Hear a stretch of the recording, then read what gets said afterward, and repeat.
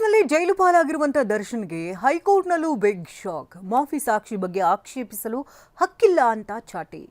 ಗಾಯ ಇನ್ನೂ ಮಾಸಿಲ್ಲ. Vijayalakshmi post. Prajwal Revanna mobile secret ನೋಟ್ಬುಕ್ನಲ್ಲಿ ರಿವೀಲ್. ಈ ಸುದ್ದಿಗಳನ್ನು ನೋಡೋಣ ಸಮಗ್ರ ನ್ಯೂಸ್ ಟಾಪ್ನಲ್ಲಿ.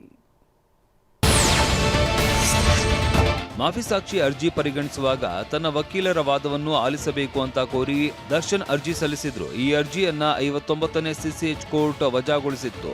ಇದನ್ನ ಪ್ರಶ್ನಿಸಿ ಹೈಕೋರ್ಟ್ಗೆ ದರ್ಶನ್ ಮೇಲ್ಮನವಿ ಸಲ್ಲಿಸಿದ್ರು. ತುರ್ತು ವಿಚಾರಣೆಗೆ ಮನವಿ ಮಾಡಿದ್ದರು. ಈ ಹಿಂದೆ ವಿನಯ್ ಕುಲಕರ್ಣಿ ಪ್ರಕರಣದ ಮಾಫಿ ಸಾಕ್ಷಿ ವಿವಾದದ ವಿಚಾರಣೆ ನಡೆಸಿದ್ದ ನ್ಯಾಯಮೂರ್ತಿ ಎಂ ನಾಗಪ್ರಸನ್ನ ಅವರಿದ್ದ ಹೈಕೋರ್ಟ್ ಪೀಠದಲ್ಲೇ ಅರ್ಜಿ ವಿಚಾರಣೆ ನಡೆಯಿತು. ಹೈಕೋರ್ಟ್ನಲ್ಲಿ ದರ್ಶನ್ ಪರ ವಕೀಲರು ವಾದಿಸಿದ್ದೇನು ಅಂತ ನೋಡೋದಾದ್ರೆ, ಮಾಫಿ ಸಾಕ್ಷಿಯಾಗುವಂತೆ ಕೋರಿ ಪ್ರದೋಷ ಸಲ್ಲಿಸಿರುವ ಅರ್ಜಿ ಪ್ರತಿಯನ್ನ ನಮಗೆ ನೀಡಿಲ್ಲ. ಪ್ರಕ್ರಿಯೆಯ ಲೋಪದ ಬಗ್ಗೆಯಷ್ಟೇ ನಾವು ವಾದ ಮಾಡುತ್ತೇವೆ ಅಂತರೂ ಅವಕಾಶ ಕೊಟ್ಟಿಲ್ಲ. ಸಹಜ ನ್ಯಾಯ ಪ್ರಕ್ರಿಯೆ ಪಾಲಿಸಿಲ್ಲ. 14ನೇ ಆರೋಪಿಯನ್ನ ಮಾಫಿ ಸಾಕ್ಷಿಯನ್ನಾಗಿಸಿದ್ರೆ ಅದರ ನೇರ ಪರಿಣಾಮ ದರ್ಶನ್ ಸೇರಿದಂತೆ ಸಹ ಆರೋಪಿಗಳ ಮೇಲಾಗುತ್ತದೆ. ಪ್ರಭಾವ ಬೀರಿ A14 ಪ್ರದೋಷ್ನನ್ನ ಮಾಫಿ ಸಾಕ್ಷಿಯನ್ನಾಗಿಸಲಾಗಿದೆ. ಮಾಫಿ ಸಾಕ್ಷಿಯಾದರೆ ಶಿಕ್ಷೆಯಾಗುವುದಿಲ್ಲ ಅಂತ ಆತನಿಗೆ ದಾರಿ ತಪ್ಪಿಸಿದ್ದಾರೆ. ಮಾಫಿ ಸಾಕ್ಷಿ ಸಲ್ಲಿಸಿರುವ ಅರ್ಜಿಯ ಪ್ರತಿಯನ್ನ ನಮಗೆ ನೀಡಿ ನಮ್ಮ ವಾದಕ್ಕೆ ಅವಕಾಶ ನೀಡಬೇಕು ಅಂತ ಮನವಿ ಮಾಡಲಾಗಿದೆ. ದರ್ಶನ್ ಪರ ವಕೀಲರು ವಾದಕ್ಕೆ ಪ್ರತಿಯಾಗಿ ಎಸ್ಪಿಪಿ ಪ್ರಸನ್ನ ಕುಮಾರ್ ಕೂಡ ವಾದ ಮಂಡಿಸಿದ್ದಾರೆ. ವಿನಯ್ ಕುಲಕರ್ಣಿ ಕೇಸ್ನಲ್ಲಿ ತಮ್ಮದೇ ಪೀಠ ನೀಡಿದ ತೀರ್ಪನ್ನ ಸುಪ್ರೀಂ ಕೋರ್ಟ್ ಎತ್ತಿ ಹಿಡಿದಿದೆ. ಮಾಫಿ ಸಾಕ್ಷಿ ಅರ್ಜಿ ಪರಿಗಣಿಸುವ ಮೊದಲು ಸಹ ಆರೋಪಿಯ ವಾದ ಕೇಳಬೇಕಾಗಿಲ್ಲ.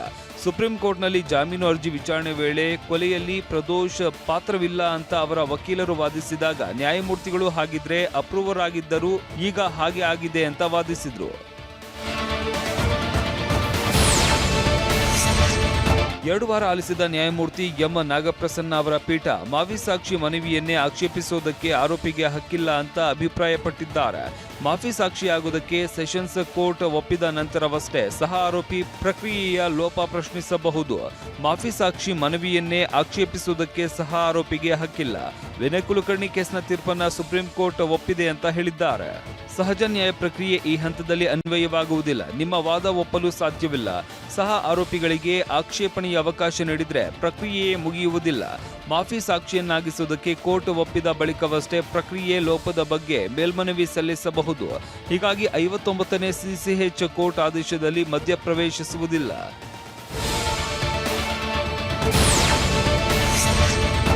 ನಟ ದರ್ಶನ್ ಬಗ್ಗೆ ಪತ್ನಿ ವಿಜಯಲಕ್ಷ್ಮಿ ಭಾವುಕ ಪೋಸ್ಟ್ ಹಂಚಿಕೊಂಡಿದ್ದಾರೆ. ತಮ್ಮ ಇನ್ಸ್ಟಾ ಖಾತೆಯ ಸ್ಟೋರಿಯಲ್ಲಿ ದರ್ಶನ್ ಬಗ್ಗೆ ಸ್ಟೋರಿ ಹಾಕಿಕೊಂಡಿದ್ದಾರೆ. ವಿಷಯ ಅಂದ್ರೆ ದರ್ಶನ್ನ ಜಾಮೀನು ರದ್ದುಗೊಂಡು ಇವತ್ತಿಗೆ 1 ವರ್ಷ. ಹೀಗಾಗಿ ಗಾಯ ಇನ್ನೂ ವಾಸಿಯಾಗಿಲ್ಲ ಅಂತ ಬರೆದುಕೊಂಡಿದ್ದಾರೆ. 1 ವರ್ಷ ಕಳೆದಿದೆ, ಗಾಯ ಇನ್ನೂ ವಾಸಿಯಾಗಿಲ್ಲ. ಆ ನೋವು ಇನ್ನೂ ಭರಿಸಲಾಗದಂತಿದೆ. ಜಗತ್ತು ತನಗೆ ಅರ್ಥವಾಗದ್ದನ್ನ ನೋಡಿ ನಿರ್ಣಯಿಸಬಹುದು. ಆದ್ರೆ ನಾನು ವಿವರಿಸುವುದನ್ನ ನಿಲ್ಲಿಸಿದ್ದೇನೆ. ಈಗ ನಾನು ಕೇವಲ ಮುಗುಳ್ನಕ್ಕೂ ಉಳಿದದ್ದನ್ನ ಸಮಯ ಮತ್ತು ದೇವರಿಗೆ ಬಿಡುತ್ತಿದ್ದೇನೆ. ಪ್ರಜ್ವಲ್ ರೇವಣ್ಣನ ಬ್ಯಾರಕ್ನಲ್ಲಿ ಮೊಬೈಲ್ ಸಿಕ್ಕ ಬಗ್ಗೆ ತನಿಖೆ ಚುರುಕುಗೊಂಡಿದೆ. ಈ ನಡುವೆ ಪ್ರಜ್ವಲ್ ಬಳಿ ಇದ್ದ ನೋಟ್ಬುಕ್ ಅನೇಕ ಸಂಗತಿಗಳನ್ನ ಬಯಲಿಗೆಳಿತಾ ಇದೆ. ವಿಷಯ ಅಂದ್ರೆ ಸಿಸಿಬಿ ಪೊಲೀಸರ ದಾಳಿ ವೇಳೆ ಮೊಬೈಲ್ ಜೊತೆಗೆ ನೋಟ್ಬುಕ್ ಕೂಡ ಸಿಕ್ಕಿತ್ತು. ಆ ನೋಟ್ಬುಕ್ ನಲ್ಲಿ ಪ್ರಜ್ವಲ್ ತನ್ನ ತಾಯಿಯ ನಂಬರ್ ಅನ್ನ ಪಾರ್ವತಿ, ತಂದೆ ಹೆಸರನ್ನ ಶಿವಪ್ಪ ಅಂತ ಬರೆದಿಟ್ಟುಕೊಂಡಿದ್ದಾನೆ. ಇಷ್ಟೇ ಅಲ್ಲ, ಸ್ನೇಹಿತೆ ನಂಬರ್ ಸೇರಿದಂತೆ ಬರೋಬ್ಬರಿ 30ಕ್ಕೂ ಹೆಚ್ಚು ನಂಬರ್ಗಳನ್ನ ಪ್ರಜ್ವಲ್ ಬರೆದಿಟ್ಟುಕೊಂಡಿದ್ದಾನೆ. ಸಿಸಿಬಿ ರೇಡ್ ಬಳಿಕ ಪರಪ್ಪನ ಅಗ್ರಹಾರ ಜೈಲಿನಲ್ಲಿ ನಡೀತಾ ಇದ್ದ ಸೀಕ್ರೆಟ್ ಬಯಲಾಗಿದೆ. ಸದ್ಯ ಅಮಾನತಾಗಿರುವ ಸಹಾಯಕ ಅಧೀಕ್ಷಕ ಈರಣ್ಣ ರಂಗಾಪುರ ಜೈಲಲ್ಲಿ ರೇಡ್ ಆದಾಗಲೆಲ್ಲ ಏನೂ ಸಿಗದಂತೆ ತಪ್ಪಿಸಿದ್ರಂತೆ. ರೇಡ್ಗೆ ಬಂದ ಅಧಿಕಾರಿಗಳನ್ನ ಏಕಾಏಕಿ ಒಳಬಿಡದೆ 15ರಿಂದ 20 ನಿಮಿಷ ಮಾತನಾಡಿಸ್ತಾ ಇದ್ರಂತೆ.